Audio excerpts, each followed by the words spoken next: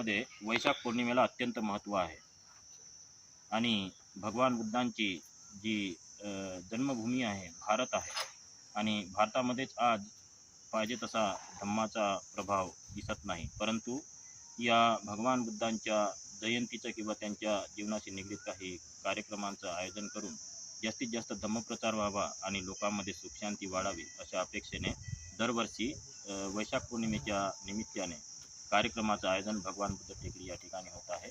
याही वर्षी 2570वी भगवान बुद्धांची जयंती आयोजित करण्यात आलेली आहे। हा 3 दिवसीय कार्यक्रम आहे। आज 30 एप्रिल 2026 सायंकाळी 7 ते 10 पर्यंत महापरित्राण पाठ आहे। परत 1 मे या दिवशी वैशाख पौर्णिमा आहे। भिक्खू संघाचं भोजनदान आणि सायंकाळी धम्म रॅलीचं आयोजन केलेलं आहे।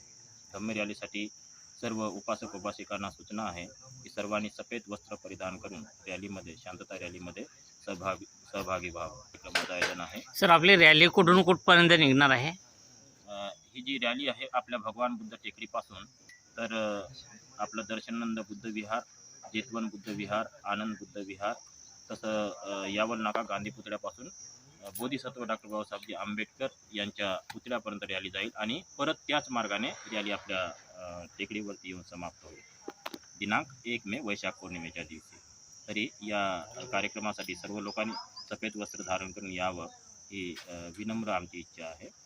आणि तसेच 2 तारखेला पण कार्यक्रम या ठिकाणी आयोजित केलेला आहे। 2 तारखेला भिक्खू संघाचं भोजनदान, भिक्खू संघाची धम्मदेशना आणि सर्व लोकांसाठी सुद्धा भोजनाची व्यवस्था केलेली आहे।